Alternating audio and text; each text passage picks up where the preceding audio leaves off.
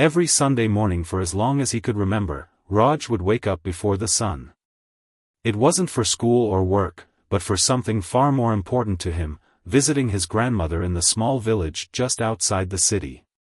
The ritual had been the same since he was a boy. He'd pack a small bag with fruits from the local market, catch the first bus out of the city, and spend the entire day in his grandmother's modest home surrounded by memories and the smell of her special tea. Raj was now 28, working at a technology company in the bustling city. His life moved at a frantic pace during the week, meetings, deadlines, and the constant ping of notifications on his phone. But Sundays were sacred. Sundays belonged to his grandmother. "You're going again?" his roommate would ask, bleary-eyed, as Raj quietly prepared to leave their apartment at dawn. "Of course," Raj would reply with a smile. "It's Sunday." His grandmother lived alone in the house where she had raised 3 children, including Raj's father. After his grandfather passed away 7 years ago, everyone expected her to move to the city, perhaps live with one of her children. But she refused. The village was her home, the garden her pride, and the neighbors her extended family. Raj's parents visited when they could, but their jobs often took them to different cities. So it fell to Raj to be the constant in her life. The 3-hour journey to the village was like passing through a time portal. The crowded city streets gradually gave way to open fields, the air became clearer, and the noise faded into a peaceful quiet. Raj would watch the landscape change through the bus window, a transition that helped him shed the stress of his urban life. His grandmother would be waiting by the gate when he arrived, her eyes crinkling with joy at the sight of her grandson. Despite being in her 70s, she stood straight as a bamboo, dressed in her favorite faded blue sari, her silver hair tied in a neat bun. Age had weathered her face, but her eyes remained bright and alert. "You didn't have to come again," she would say, the same words every week, even as she reached out to hug him. "I wanted to," he would reply, also the same words, as he bent down to touch her feet in respect. Those Sundays followed a comfortable pattern. They would drink tea in the small courtyard, catching up on the week's events. Raj would share stories from his office, carefully editing out the stressful parts that might worry her. She would update him on village gossip, who got married, whose child had returned from abroad, which neighbor was feuding with another over a wandering cow. After tea, they would walk to the village market together. His grandmother, known and respected by everyone, would introduce Raj proudly to anyone they met. "My grandson," she would say, "works with computers in the big city." Though he had explained his job as a software developer countless times, to her he simply worked with computers, and that was enough. The rest of the day would unfold lazily. Lunch was always something special she had prepared, dishes that reminded Raj of his childhood. In the afternoon, she would insist he rest while she tended to her plants, though he often followed her into the garden instead, helping pull weeds or harvest vegetables. "You need to find a nice girl," she would tell him regularly, pretending to focus on her okra plants. "I'm getting old. I want to see you settled." "I'm trying, Dottie," he would reply, though the truth was his work left little time for meeting someone, and the few relationships he had attempted hadn't lasted. As evening approached, they would sit on the old wooden swing on the porch, watching the sun set over the fields. Sometimes they talked, sometimes they sat in comfortable silence. His grandmother would tell stories of her youth, of Raja's father as a child, of the village before roads and electricity reached it. Raj treasured these stories, making mental notes to remember every detail. At dusk, he would reluctantly prepare to leave, catching the last bus back to the city. "You don't have to come next week," she would say at the gate. "I know you're busy." "I'll be here," he would promise, knowing that nothing short of hospitalization could keep him away. This had been their routine for years, as reliable as the changing seasons. Raj's friends didn't understand his dedication. They invited him to weekend trips, parties, or hiking expeditions, and seemed confused when he declined. "Your grandmother would understand if you skipped a weekend," his friend Vikram once said. I would not understand, Raj had replied simply. What his friends didn't know was that these visits weren't just for his grandmother's benefit. In her presence, Raj found a peace that eluded him elsewhere. The wisdom in her simple observations, the patience with which she listened, the unconditional love she offered, these were his anchors in a life that sometimes felt like it was spinning too fast. On a particularly hot Sunday in July, Raj arrived to find his grandmother unusually quiet. She smiled and hugged him as always but seemed distracted, gazing off into the distance as they drank their tea. Are you feeling okay, Dottie? He asked, concerned. Just tired today, she replied with a small smile. Old age, you know. They skipped the market visit that day. Instead, she asked him to bring out an old trunk from under her bed. Inside were photos, letters, and keepsakes from decades past. I want you to know these stories, she said, showing him a black and white photo of his grandfather as a young man. Someone should remember. They spent hours going through the trunk, his grandmother narrating the history behind each item. She told him about her childhood during the independence movement, about meeting his grandfather, about the struggles and joys of raising a family with limited means. Your grandfather was the love of my life, she said, touching a faded letter gently. We didn't have much, but we had enough. That's the secret, Raj, knowing when you have enough. As the day ended and Raj prepared to leave, his grandmother held his hand a moment longer than usual. You're a good boy, she said. I'm proud of the man you've become. I'll see you next Sunday, he promised, as always. God willing, she replied, a phrase she didn't typically use. On the bus ride back, Raj couldn't shake a strange feeling. His grandmother had seemed, not exactly ill, but different somehow. More reflective, perhaps. He considered calling his parents but decided against worrying them. She was probably just tired, as she had said. The work week passed in its usual blur. Raj found himself thinking about his grandmother more than usual, recalling the stories she had shared from the trunk. On Wednesday, he called her, something he didn't typically do midweek. Everything is fine, she assured him. Don't worry so much. Focus on your work. Still, the unease lingered. By the time Sunday morning arrived again, Raj was eager to make the journey, to see for himself that everything was indeed fine. He packed a special treat this time, her favorite sweets from a shop near his apartment, and caught the first bus as usual. As the landscape transformed from urban to rural, his anticipation grew. But when the bus rounded the final bend in the road leading to the village, Raj felt a strange chill despite the warm morning. Something was different. Something was wrong. And as he approached the familiar gate, his heart sank. For the first time in all these years, his grandmother wasn't waiting for him. Raj stood frozen at the gate, staring at the empty porch where his grandmother should have been waiting.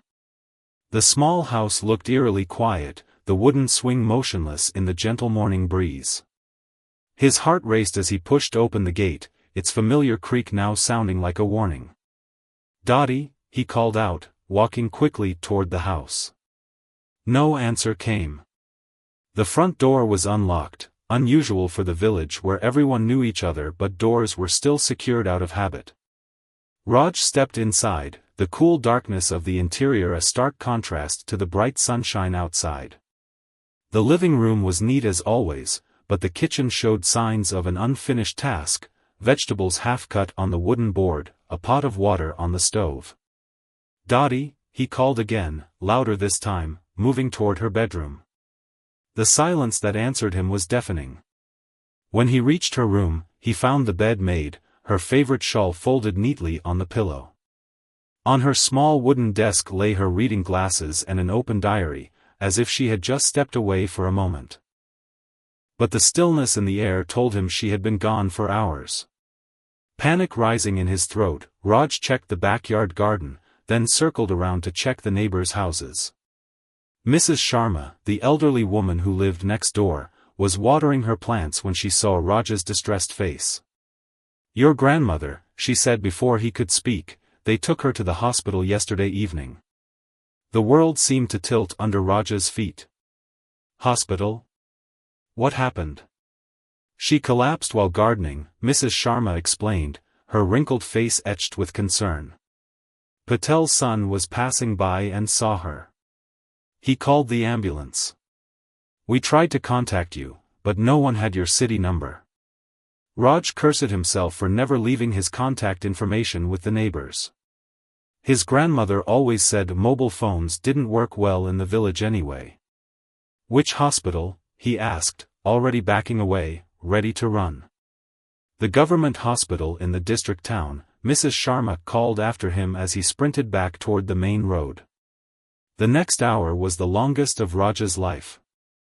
The bus to the district town came only every 2 hours on Sundays, and he missed it by 10 minutes. Unable to wait, he paid 3 times the normal fare to a local tractor driver to take him to the main highway, where he might find more frequent transport.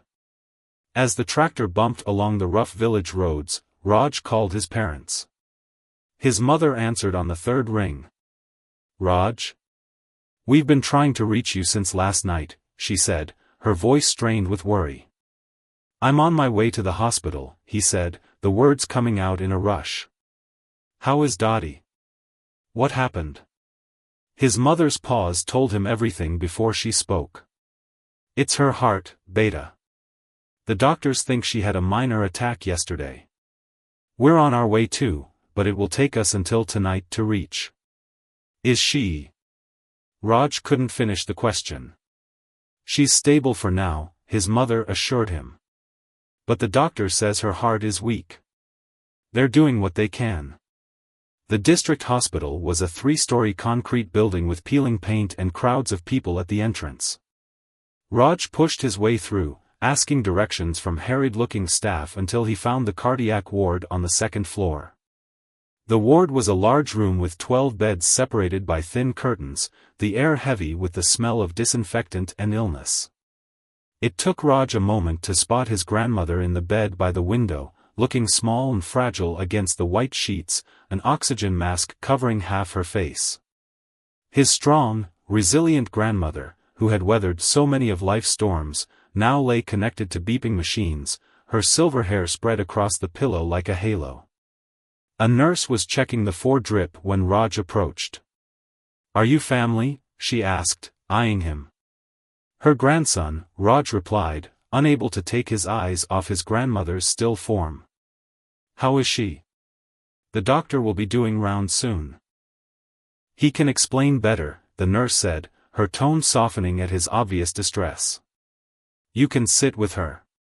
She's been in and out of consciousness, but she might recognize you." Raj pulled a plastic chair close to the bed and gently took his grandmother's hand. It felt cooler than usual, the skin paper-thin over blue veins. He remembered these hands teaching him to make rotis, showing him how to plant seeds in the garden, wiping away his tears when he fell as a child. "Dottie, I'm here," he whispered. "I'm sorry I wasn't here yesterday." Her eyelids fluttered but didn't open. The steady beep of the heart monitor was his only reply. The doctor arrived an hour later, a young man with tired eyes and a clipboard. He spoke matter-of-factly about myocardial infarction, blocked arteries, and treatment options, words that swirled in Raj's head without fully registering. "So she'll recover?" Raj interrupted, cutting to the heart of what mattered. The doctor's expression softened. "Your grandmother is in her 70s, with a history of high blood pressure that, from her records, she hasn't been treating regularly. The next 48 hours are critical. We're doing everything we can." After the doctor left, Raj sat in a daze, still holding his grandmother's hand. The Sunday that should have been spent drinking tea in her garden, listening to her stories, was instead passing in the sterile hospital ward, the only sounds the beeping of machines and occasional moans from other patients. Around mid-afternoon, his grandmother stirred. Her eyes opened slowly, focusing with effort, then widening slightly when she saw Raj. "You came," she whispered when he helped her remove the oxygen mask for a moment. "Of course I came," he said, fighting back tears. "It's Sunday." A ghost of her familiar smile touched her lips. Always so punctual. She was too weak to talk much, but she asked him to bring her bag from home, particularly concerned about a small wooden box she kept in her cupboard. Raj promised to get it, relieved to have a task that might be helpful. When his parents arrived that evening, looking haggard from their rushed journey, they found Raj still at his grandmother's bedside, holding her hand as she slept. The family spent the night in the hospital, taking turns to rest on the single chair or standing in the corridor to stretch their legs. The next morning, Raj's father insisted he go back to the city for his job. "There's nothing you can do here," he said gently. "We'll keep you updated." But Raj couldn't imagine returning to his normal life, sitting in meetings and typing code while his grandmother fought for her life. For the first time since starting his job, he called in sick, explaining the family emergency. His boss was understanding. "Family comes first. Take the time you need." Raj spent the day running errands for his parents, bringing food and clothes from the village house, speaking with doctors, and filling out paperwork. He also found the wooden box his grandmother had mentioned, a small, intricately carved container that seemed heavier than its size suggested. Curious, he peeked inside, finding letters tied with a faded ribbon, a few old photographs, and a small velvet pouch. When he brought it to the hospital, his grandmother was awake, looking marginally better but still frighteningly weak. "Thank you," she said when he placed the box on her lap. Her hands trembled as she opened it. "There are things I need to tell you. Things you should know." "Later," Raj said. "When you're stronger." She shook her head slightly. "Time isn't always patient, Beta." She took out the velvet pouch and pressed it into his hand. "Some stories can't wait for tomorrow." Before she could explain further, the nurse arrived to administer medication, and his grandmother drifted back to sleep, the wooden box still open on her lap. Raj slipped the velvet pouch into his pocket, wondering what secrets it held and what urgency drove his grandmother to share them now. That night, as his parents dozed in the hospital corridor, Raj sat beside his sleeping grandmother, the steady rhythm of the heart monitor like a ticking clock counting down moments he had always thought would be endless. Outside the window, the stars were bright in the clear country sky, the same stars they used to gaze at from her porch. The weight of the velvet pouch in his pocket reminded him of her words, "Some stories can't wait for tomorrow." With a sense of both dread and curiosity, Raj knew that whatever story his grandmother needed to tell would change everything. Dawn broke with a gentle pink glow through the hospital window. Raj blinked awake, his neck stiff from sleeping in the chair. For a disorienting moment, he couldn't remember where he was, then the steady beep of the heart monitor brought reality crashing back. His grandmother lay in the hospital bed, her breathing shallow but steady. He reached into his pocket, feeling the velvet pouch he'd been too exhausted to examine the night before. Careful not to wake his grandmother, he slipped into the corridor where his parents were speaking with a doctor. "Any change?" Raj asked, joining them. His father shook his head. "The doctor says she's stable, but not improving as they'd hoped." The doctor, a different one from yesterday, cleared his throat. "Your mother's condition is serious but not critical at the moment. We'll continue monitoring her closely, but at her age, recovery will be slow." Raj nodded, absorbing the information. "Can I get some breakfast for everyone?" he offered, needing a moment alone to gather his thoughts. The hospital canteen was nearly empty at this early hour. Raj ordered 3 cups of chai and some plain toast, then found a quiet corner table. Finally alone, he took out the velvet pouch.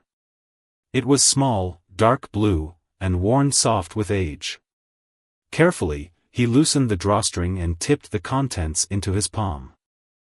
A gold ring fell out, old-fashioned and intricately designed, with a small ruby set in the center.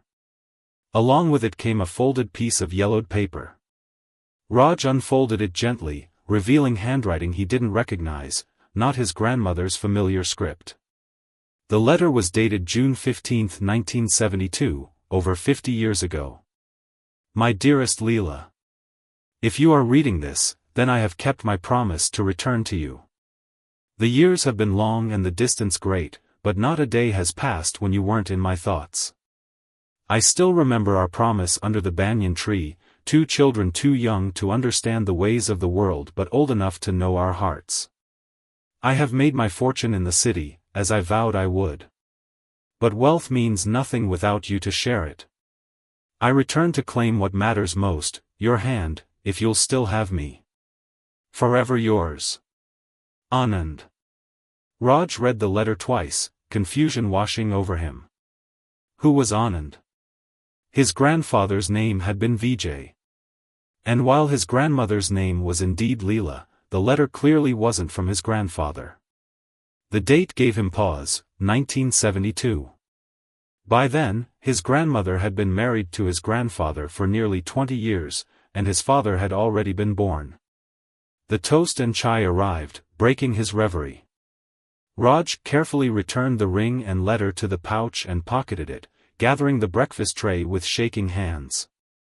This was clearly what his grandmother wanted to tell him, a story from her past, a secret she had kept hidden in that wooden box all these years. When he returned to the ward, his grandmother was awake, looking more alert than she had since her admission. She smiled weakly when she saw him.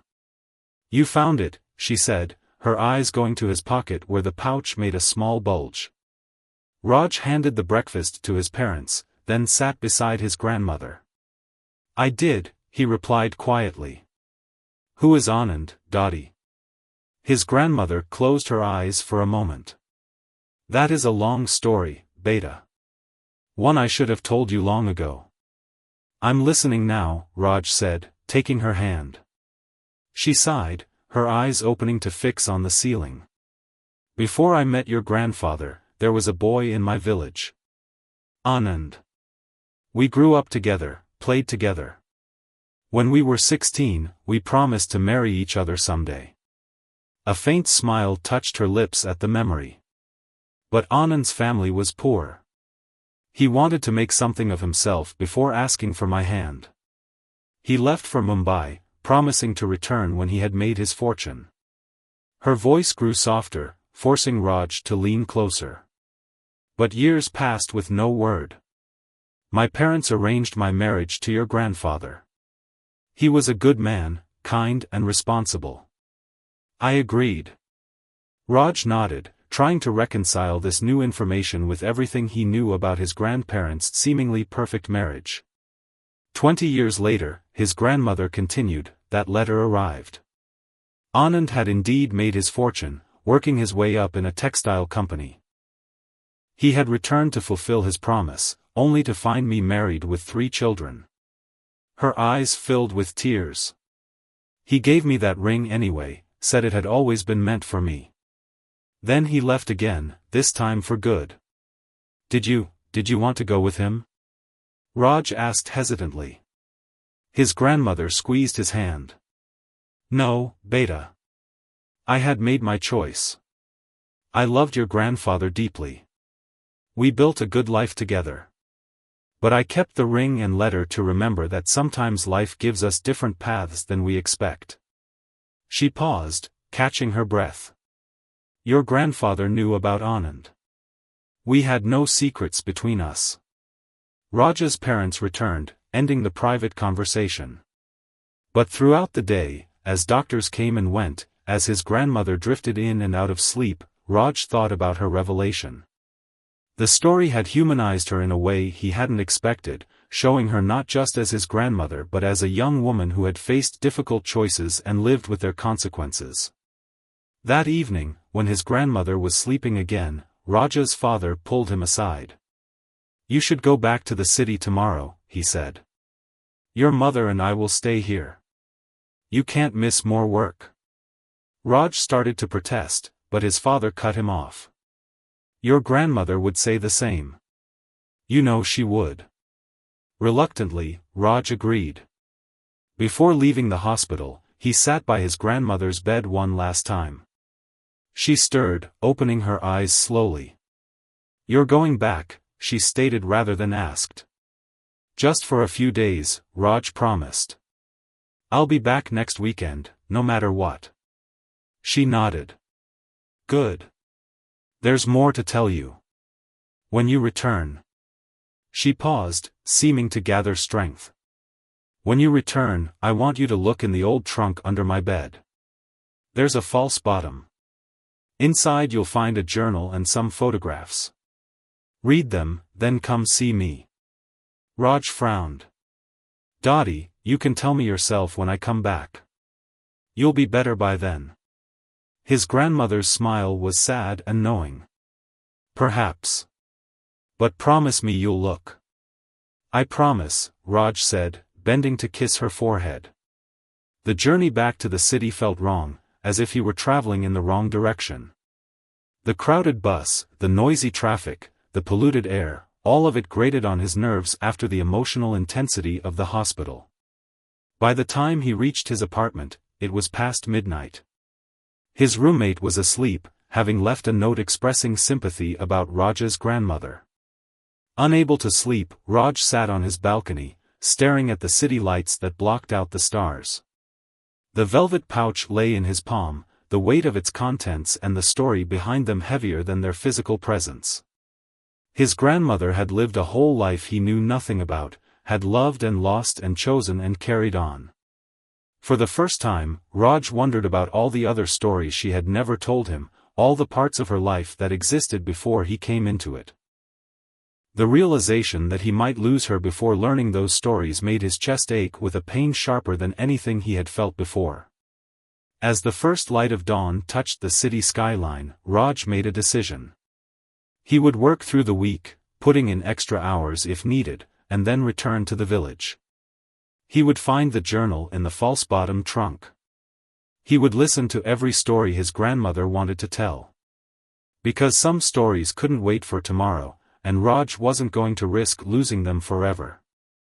The work week crawled by with excruciating slowness. Raj found it nearly impossible to focus on coding or meetings when his mind constantly drifted to his grandmother in the hospital. He called his parents twice daily for updates. The news remained the same, stable but weak. The doctors were cautiously optimistic but made no promises. Each night, Raj would take out the velvet pouch, examining the ring and rereading the letter. He tried to imagine his grandmother as a young girl, falling in love with a boy who promised to return for her. He wondered what Anand had looked like, what had drawn them together, and how different all their lives might have been if he had returned sooner. On Wednesday, his boss called him into the office. "You seem distracted," she said, not unkindly. "Your grandmother?" Raj nodded. "I'm sorry. I'm trying to focus." "Family comes first," she replied. "Why don't you take the rest of the week off? We can manage without you for a few days." Grateful for the unexpected compassion, Raj packed a small bag and caught the afternoon train to the district town. He reached the hospital by evening, surprising his parents who were dozing in the corridor chairs. "Any change?" he asked after embracing them. His father shook his head. "The same. But she'll be happy to see you." His grandmother was asleep when he entered the ward, her face peaceful despite the oxygen tube and monitoring wires. She looked smaller somehow, as if the hospital bed were slowly swallowing her. Raj sat quietly beside her, content just to be there, watching the gentle rise and fall of her chest. After his parents left to get some proper rest at a nearby guest house, promising to return in the morning, his grandmother's eyes fluttered open. "Raj," she whispered, her voice faint. "Is it Sunday already?" "No, Dottie," he smiled, taking her hand. "It's Wednesday. I couldn't wait until the weekend to see you." A weak smile crossed her face. "Good boy. Always so impatient." They sat in comfortable silence for a while, the only sounds the beeping of the heart monitor and the occasional footsteps of a nurse in the corridor. "Did you look in the trunk?" she finally asked. "Not yet," he admitted. "I came straight here." She nodded slowly. "Tomorrow then. Go to the house. Find the journal. Then we'll talk more." Though he was reluctant to leave her side, Raj recognized the importance she placed on this task. The next morning, after his parents returned to the hospital, he borrowed his father's scooter and drove to the village. His grandmother's house stood quiet and empty, dust already beginning to gather on the furniture. Raj went directly to her bedroom and pulled out the old trunk from under the bed. He remembered the day they had gone through its contents together, looking at old photographs and keepsakes. But she had never mentioned a false bottom. Kneeling on the floor, Raj emptied the trunk completely, setting aside the neatly folded saris, the photo albums, and the small boxes of jewelry. He ran his fingers along the wooden bottom, tapping gently until he heard a hollow sound. In the back corner, he found a small notch. When he pressed it, a section of the bottom lifted slightly. His heart racing, Raj carefully removed the false panel. Beneath it lay a leather-bound journal, yellowed with age, and a stack of black and white photographs tied with string. He lifted them out carefully, as if handling precious artifacts from an archaeological dig. The journal was dated 1971 to 1973, spanning the period just before and after the mysterious letter from Anand. Raj opened it to the first page, his grandmother's neat handwriting filling the lined paper. August 15, 1971, Independence Day celebrations were held in the village square today. 24 years of freedom for our country, yet I feel trapped in a life that was chosen for me rather than one I chose for myself. Vijay is a good husband, kind and providing well for our children. But sometimes when the house is quiet and everyone is asleep, I wonder about the life I might have had if Anand had returned as he promised. Raj read page after page, the journal revealing a side of his grandmother he had never imagined. Though she clearly cared deeply for his grandfather, there was an underlying current of wistfulness, of dreams unfulfilled. She wrote about raising her children, the daily routines of village life, and occasionally, memories of her youth with Anand. The entries became more frequent and emotional in June 1972, when Anand finally returned. June 16, 1972, he came back. After all these years, Anand returned as he promised. He has changed, taller, more confident, dressed in fine clothes that speak of his success. But his eyes are the same, dark and full of the same love I remember. When he saw me with my children, the shock on his face nearly broke my heart. He had truly believed I would wait forever. June 20, 1972, Anand gave me a ring today. The one he said he had been saving all these years to place on my finger. I told him I could not accept it, that I had made vows to Vijay that I would not break. He understood, but left it with me anyway, saying it had only ever been meant for me and would belong to no one else. July 3, 1972, Anand left the village today. He is returning to Mumbai, to the business he built while I was building a family here. I watched him go from my window, unable to say a proper goodbye. Vijay knows something is wrong. I cannot keep secrets from him, he knows me too well. Tonight, I will tell him everything. The journal entries became less frequent after that, but one in particular caught Raja's eye. August 30, 1973, Vijay surprised me today. He has arranged for us to visit Mumbai next month and has somehow obtained Anand's address. When I asked him why, he said simply, because he is part of your heart, and I love all of you, not just the parts that are convenient for me. How can a woman be blessed enough to be loved by two such men in one lifetime? Raj untied the stack of photographs. The first showed a young woman he barely recognized as his grandmother, dressed in a simple cotton sari, her hair in a long braid, smiling shyly at the camera. Beside her stood a tall, lean young man with intense eyes and a serious expression. Written on the back in faded ink, Leela and Anand, 1950. The next photographs showed his grandparents' wedding, then family photos as their children were born. But near the bottom of the stack, Raj found something unexpected, a photo of his grandmother and grandfather standing on either side of a distinguished-looking man in a business suit. All three were smiling. The back read, Leela, Vijay, and Anand, Mumbai, 1973. Stunned, Raj sat back on his heels. His grandfather had not only accepted his wife's first love but had actively sought to include him in their lives. The three had somehow forged a friendship that transcended jealousy or resentment. The last item in the hidden compartment was a newspaper clipping from 1990, announcing the death of Anand Sharma, prominent textile magnate and philanthropist. A handwritten note in his grandmother's script was attached: he never married. His estate established scholarships for village children. He remembered us until the end. Gathering the journal and photographs, Raj returned everything else to the trunk.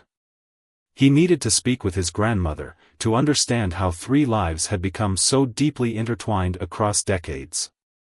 As he locked the house and mounted the scooter, Raj's phone rang. It was his father. "You need to come back right away," his father said, his voice thick with emotion. "The doctor says her condition has deteriorated. They're moving her to intensive care." The journal clutched against his chest. Raj sped back toward the hospital, praying he wasn't too late to hear the rest of the story from his grandmother's own lips. The hospital corridor seemed endless as Raj ran toward the intensive care unit, the journal still clutched in his hand. His lungs burned, but the pain was nothing compared to the fear gripping his heart.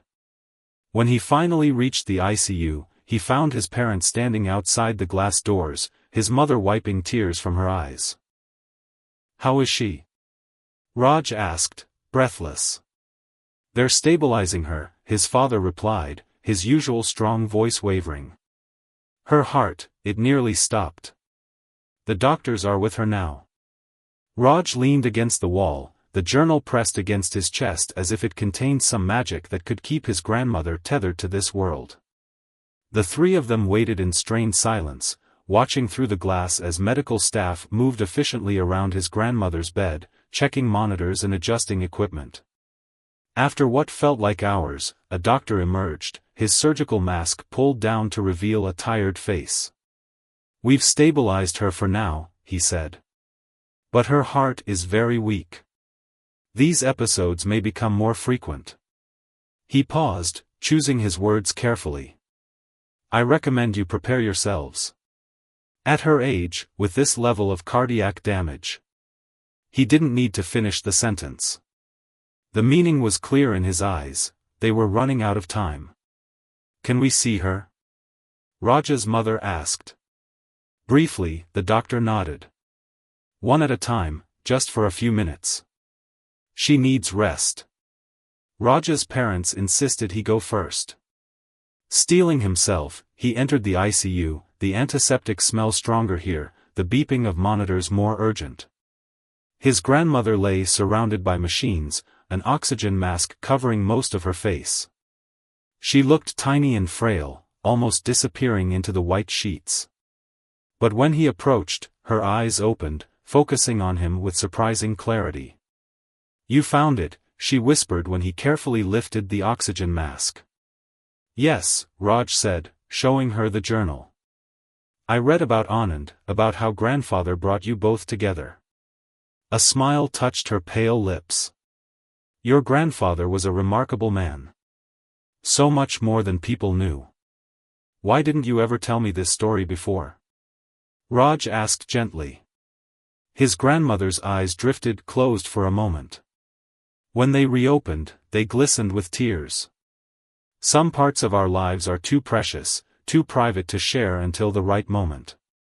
I wanted you to know your grandfather as the wonderful man he was, not wonder if he was somehow second choice." "Was he?" Raj couldn't help asking. "Second choice?" "No," she said firmly, despite her weak voice. "Different choice. Life rarely gives us simple paths, Beta. Anand was my first love, the dream of my youth. But Vijay was the man who built a life with me, who fathered my children, who understood me so well he knew my heart had room for both loves. She gestured weakly for water, and Raj held the straw to her lips, allowing her a small sip. The three of us found a way forward that many wouldn't understand, she continued. Anand became part of our family in his way. He never married, but he wasn't alone. He had us. She paused, gathering strength. When your grandfather died, Anand came to the funeral. He stood at the back, not wanting to intrude. Afterward, he told me that he had loved two people in his life, me, and your grandfather, who had shown him what true generosity of spirit meant. A nurse approached, indicating that time was up. Raj reluctantly prepared to leave, but his grandmother gripped his hand with surprising strength. "There's more," she whispered urgently. "The ring. It's important. Anand."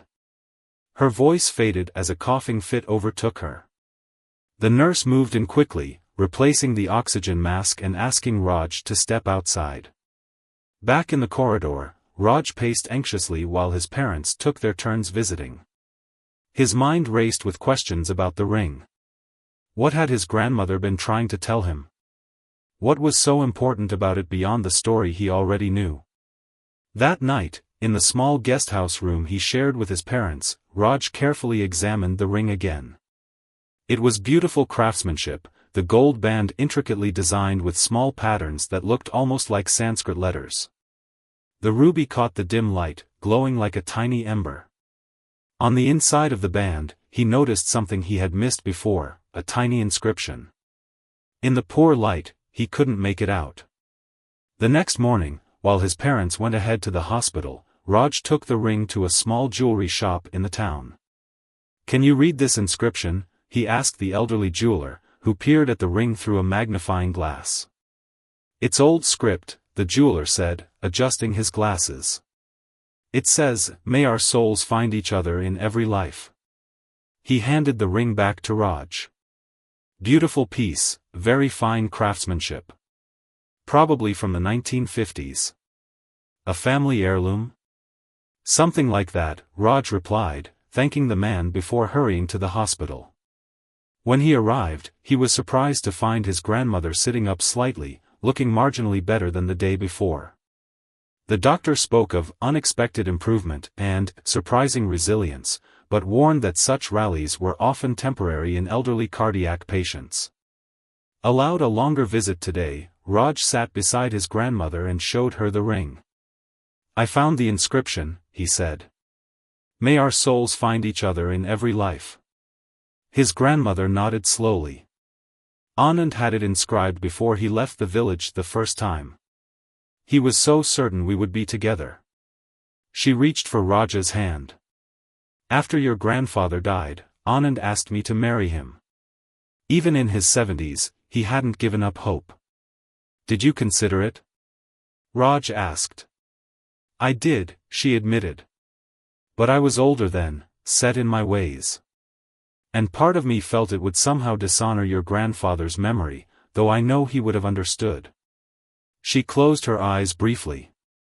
"Anand died 6 months later. Heart attack, like me. His lawyer brought me a letter after the funeral." From her bedside drawer, she withdrew a folded paper, much newer than the one Raj had found in the velvet pouch. "Read it," she urged. The letter was brief. "My dearest Leela. If you are reading this, our time in this life has ended. But I have faith that souls who are meant to find each other, always do. Perhaps in our next lives, timing will be kinder to us. I have left instructions with my lawyer regarding my estate. Most will go to the foundation for village education we discussed, but the house in Mumbai and a portion of my investments will come to you. Use them as you see fit. Know that you were loved fully, completely, every day of my life. Until we meet again. Anand." "He left you his house?" Raj asked, surprised. "And much more," his grandmother replied. "I donated most of it to the foundation. But I kept the house. I've never told anyone in the family, not even your father. She took a labored breath. That's why I needed you to find the journal, to understand this story. The house in Mumbai, it's worth crores now. I want you to have it. Raj stared at her in shock. Me? But what about father, or my cousins? Your father and uncles are settled. Your cousins too. But you, Beta, you work so hard in that tiny apartment, saving every rupee. Her eyes held his intently. The house is yours. The papers are in the wooden box, already signed over to you. My gift, and Anand's too, in a way. Overwhelmed, Raj shook his head. I can't accept something so valuable. You can, and you will, his grandmother said with a flash of her old firmness. But there's a condition. What condition? That you use it to live a full life. Not just work, work, work. Her voice softened. The greatest lesson from my story is this: life is unpredictable. Love comes in unexpected forms. Chances missed may never come again. She squeezed his hand. I don't want you to look back at 80 and wonder about the paths not taken. Raj felt tears welling in his eyes. Even now, lying in a hospital bed, his grandmother was thinking of his future, trying to give him not just material wealth but the wisdom of her experience. I promise, he whispered. She smiled, looking suddenly peaceful. Good. Now I can rest easier. She closed her eyes. Sometimes the greatest gift we can give those we love is the truth of our lives, not just the parts we're proud of, but the mistakes, the regrets, the complicated choices. That's what makes us human. As she drifted off to sleep, Raj sat holding her hand, the ring and letters beside him, physical remnants of a love story spanning decades, of 3 lives connected by bonds that transcended conventional understanding. And for the first time, he saw his grandmother not just as the woman who made him tea every Sunday, but as someone who had lived a rich, complex life filled with difficult choices, enduring love, and quiet courage. For the next 3 days, Raj barely left the hospital. His grandmother's condition stabilized again, hovering in that precarious space between crisis and recovery. The doctors spoke in measured tones about managing expectations and quality of life. Raj slept in the chair beside her bed, returning to the guest house only to shower and change clothes. During her waking hours, which grew shorter and less frequent, his grandmother continued sharing stories, filling in the gaps of the journal, painting a fuller picture of the unusual relationship that had defined her life. Anand would visit twice a year, she told Raj one afternoon, her voice stronger after a good night's rest. Always bringing gifts for the children, always respectful of boundaries. Your grandfather would invite him to stay for dinner. They would sit on the porch afterward, smoking and talking for hours. What did they talk about? Raj asked, fascinated by this glimpse into his family's hidden history. Everything. Politics, business, philosophy. She smiled at the memory. Sometimes I would hear them laughing together and think how strange life is, that these 2 men who loved the same woman could find friendship instead of enmity. Were there never any tensions? Raj couldn't help asking. His grandmother's eyes grew distant. Once, early on. Your grandfather found me crying after Anand's first visit. He asked if I wanted to leave with him. Her voice softened. I told him no, that my place was here, with him and our children. But I admitted that seeing Anand had stirred old feelings I thought were long buried. What did grandfather say? He said, love isn't a finite resource, Leela. Your heart expanding to remember him doesn't mean there's less room for me. Her eyes filled with tears. What kind of man says such a thing? That was when I knew for certain I had made the right choice, even if a part of me would always wonder about the other path. On the 4th day, Raj's mother insisted he take a break. Go for a walk, Beta. Get some fresh air. We'll call if there's any change.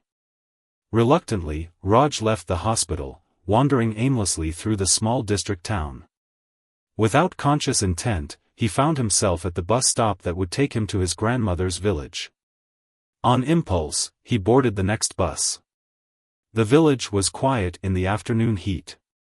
Raj walked slowly past familiar houses, acknowledging greetings from neighbors who asked after his grandmother's health. When he reached her house, he unlocked the door and stepped inside. Dust motes danced in the sunlight streaming through the windows. The silence was profound. Moving through the rooms, Raj saw everything with new eyes. The photographs on the walls, the books on the shelves, the worn cushions on the porch swing, all spoke of a life well lived, a home filled with love and memory. In her bedroom, he opened the wooden box again, finding the property papers she had mentioned. True to her word, the Mumbai house had been transferred to his name, the paperwork already completed. Beneath the papers lay a sealed envelope with his name written in his grandmother's neat handwriting. Raj opened it with trembling fingers. My dearest Raj. If you're reading this, you now know about Anand and the house in Mumbai. But there is something more important I want to give you, something I've observed in you since you were a boy. You have always been the responsible one, the one who follows rules and expectations, who puts duty first. In many ways, you remind me of myself at your age. I recognized in you the same careful approach to life that guided my own decisions. But Beta, while that path has its merits, it also has its costs. I chose security and certainty with your grandfather, and I was blessed with a beautiful family and a good life. Yet there remained that small voice that whispered of roads not taken, adventures not experienced, risks not embraced. The house in Mumbai is not just property. It is possibility. It is permission to step off the carefully plotted course you've set for yourself. Whether you choose to live there, sell it, or use it in some way I haven't imagined, let it remind you that life offers many paths, and sometimes the one that seems least sensible leads to the greatest joy. Your weekly visits have been the light of my later years. In you, I see the best of our family, loyalty, dedication, kindness. But I also see someone who, like me, might be playing life too safely. Take chances, Raj. Love boldly. Choose adventure sometimes. The secure path will always be there if you need to return to it. With all my love. Your Dottie. Raj read the letter twice, his grandmother's words resonating deeply. Had he been playing life too safely? His structured routine, his predictable career path, his reluctance to date seriously because work demanded so much time, were these choices or defaults? As the sun began to set, casting long shadows across the garden, Raj sat on the porch swing. This was where his grandmother and grandfather had sat with Anand, three people who had found a way to honor love in its complex forms. This was where he and his grandmother had watched countless sunsets, sharing tea and conversation. His phone rang, startling him. It was his father. You need to come back, he said, his voice tight with emotion. Now. The journey back to the hospital passed in a blur. When Raj arrived, he found his parents outside the ICU, his mother openly weeping, his father trying to maintain composure. She's asking for you, his father said. The doctors say. He couldn't continue. Inside the ICU, the machines around his grandmother's bed seemed to have multiplied. Her breathing was labored despite the oxygen mask, her skin had a grayish cast. But her eyes, those eyes that had watched over him since childhood, found his immediately. The nurse helped remove the oxygen mask momentarily so she could speak. You went to the house, his grandmother whispered. It wasn't a question. Yes, Raj said, taking her hand. I found your letter. She nodded slightly. Good. Her eyes held his with surprising intensity. Promise me something. Anything. Next Sunday, don't come here. Her voice was fading, but her words were clear. Go to Mumbai. See the house. Begin that part of your journey. But Dottie. Promise me, Raj. Her grip on his hand tightened briefly. Some endings are also beginnings, if we're brave enough to see them that way. Fighting back tears, Raj nodded. I promise. A small smile touched her lips. I've been blessed, she whispered. 2 great loves in one lifetime.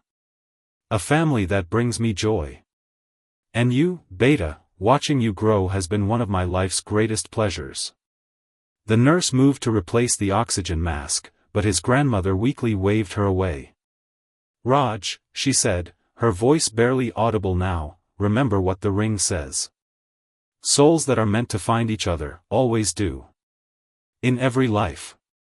Her eyes drifted closed, her breathing becoming more labored. The machines began to beat more urgently. A doctor rushed in, followed by nurses who gently but firmly ushered Raj from the room. In the corridor, Raj collapsed into a chair, his father's hand on his shoulder providing silent support. The velvet pouch with Anand's ring felt heavy in his pocket, a tangible link to a love story that had spanned decades, transcended conventional boundaries, and now passed its wisdom to a new generation. As the medical team worked frantically beyond the glass doors, Raj closed his eyes and made another promise to his grandmother. He would honor her story by living his own life more fully, by embracing chances, by recognizing that love and connection were worth any risk. Some souls are meant to find each other in every life. And sometimes, the greatest gift one generation can give the next is the courage to seek those connections, wherever they might lead. Somehow, against all medical expectations, Raja's grandmother survived the night. By morning, her condition had stabilized once more, though the doctor cautioned that each such episode weakened her heart further. It was, he explained gently to the family, like a candle flickering in the wind, it might suddenly brighten before going out completely. For the next 2 days, Raj divided his time between the hospital and the guest house, where he made phone calls to his office and began researching the Mumbai address he had inherited. The property was in Malabar Hill, one of the city's most exclusive neighborhoods. Online property listings for similar homes suggested it was worth several crores, an amount that would transform his life completely. On Saturday evening, as Raj sat beside his grandmother's bed, she opened her eyes and fixed him with that familiar gaze that always seemed to see straight through him. Tomorrow is Sunday, she said, her voice faint but steady. Raj nodded, knowing what she was thinking. I made a promise, he acknowledged. But how can I go to Mumbai when I'm dying, she finished for him, with the directness that had always been her way. Beta, death comes to us all. But it doesn't need an audience.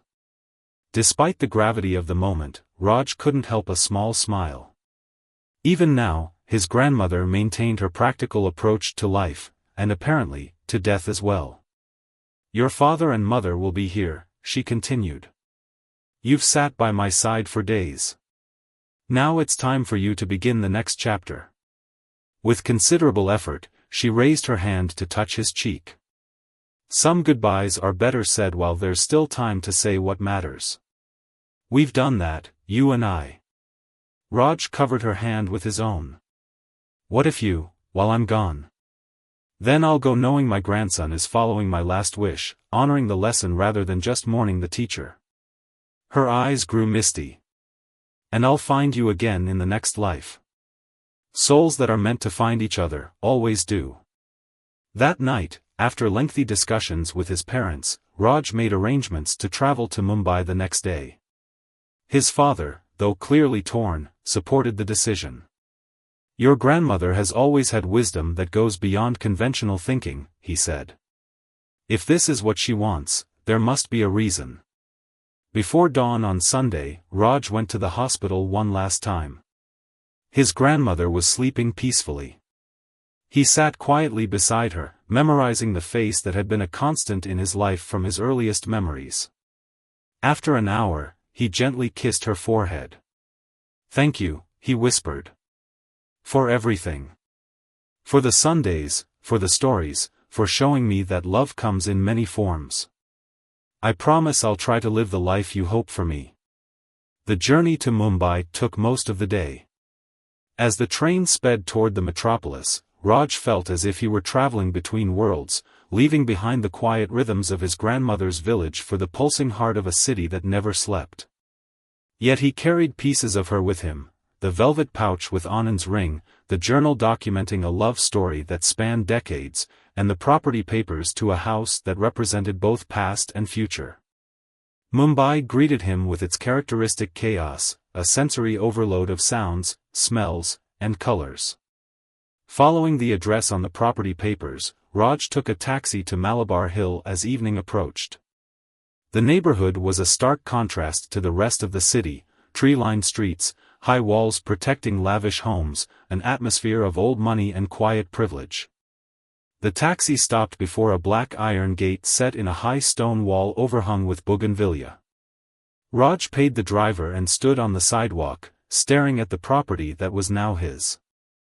Through the gate, he could see a colonial-era bungalow set back from the road, its white walls glowing in the fading light. Taking a deep breath, Raj pressed the intercom button. After a moment, an elderly voice answered.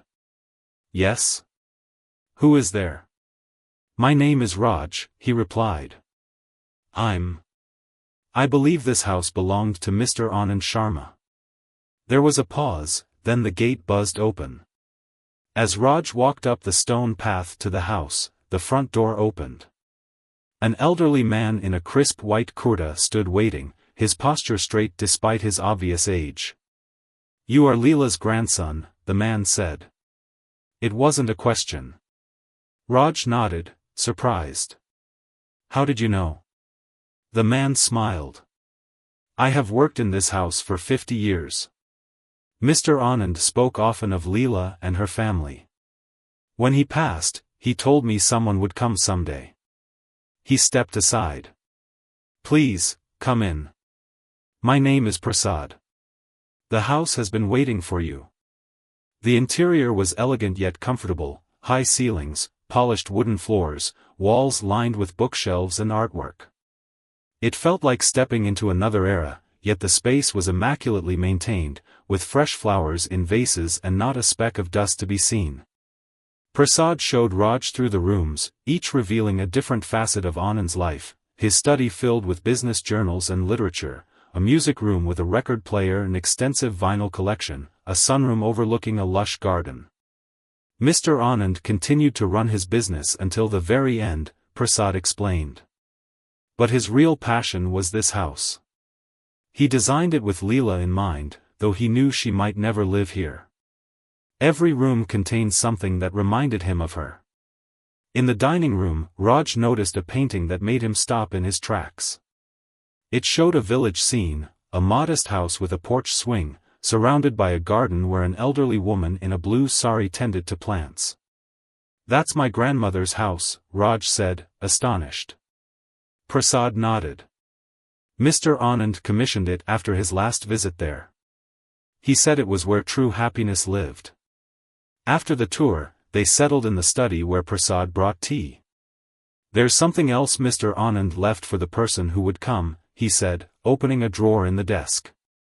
He removed an envelope, yellowed with age, and handed it to Raj. The letter inside was dated just weeks before Anand's death. "To Leela's heir. If you are reading this, then Leela has shared our story with you, and you have come to claim this house. Welcome. I built my fortune with the dream that someday Leela would share it with me. When that proved impossible, I channeled my energies into creating spaces that reflected what might have been. This house was the culmination of that dream, a home designed for a love that lived primarily in my heart rather than in the physical world. Yet the strange miracle of my life was this: though Leela and I never married, she and Vijay gave me a kind of family I never expected. Their friendship, their inclusion of me in their lives, taught me that love transcends conventional boundaries. I leave this house to Leela's heir with one hope, that you will use it not just as property, but as a reminder that lives intertwine in unexpected ways, and that what seems like an ending can become a beginning if viewed through the lens of possibility. With respect and hope for your future. Anand Sharma. As Raj finished reading, his phone rang. It was his father. Raj's hand trembled as he answered. "She's gone," his father said simply, his voice thick with emotion. "Peacefully, in her sleep, about an hour ago." Though Raj had been preparing for this news, the finality of it struck him like a physical blow. He sat heavily in Anand's chair, tears flowing freely now. She was holding the photograph of the three of them, your grandfather, and Anand, his father continued. The one from Mumbai. Her last words were about souls finding each other again. After the call ended, Raj sat in the growing darkness, surrounded by the legacy of two intertwined lives. Prasad quietly lit a lamp on the desk, its warm glow creating a circle of light in the dimness. "Will you be staying, sir?" the elderly caretaker asked gently. Raj looked around the room, at the books Anand had read, the desk where he had worked, the window that overlooked a garden his grandmother would have loved. "Yes," Raj said, making a decision that felt both entirely new and somehow predestined. "I'll stay." That night, unable to sleep, Raj walked through the quiet house, feeling the presence of the past all around him. In the garden, he sat on a stone bench beneath a sprawling banyan tree, perhaps like the one where his grandmother and Anand had made their youthful promises so many decades ago. From his pocket, he took out the velvet pouch, removing the ring with its inscription, "May our souls find each other in every life." The ruby caught the moonlight, glowing like a tiny ember of a fire that had burned across time. Raj thought about the unlikely trio, his grandmother, his grandfather, and Anand, who had found a way to honor love in its complex forms. He thought about his own careful, structured life, and the possibilities that now lay before him. For the first time in years, next Sunday would come without a journey to his grandmother's village. That chapter had closed. But as he looked up at the stars, the same stars he and his grandmother had watched from her porch, Raj felt a curious sense of peace mingled with his grief. "Some endings are also beginnings," his grandmother had said. "Some souls find each other in every life." As dawn began to lighten the sky, Raj made a silent promise to three people who had shaped his inheritance, not just of property, but of wisdom. He would live fully, love boldly, and remember that the most valuable legacy is not what we possess, but how we choose to walk the paths before us. In a city of millions, in a house built for a love that transcended conventional boundaries, Raj began the next chapter of his story, carrying with him the lessons of Sundays that would never come again, yet somehow would always be with him.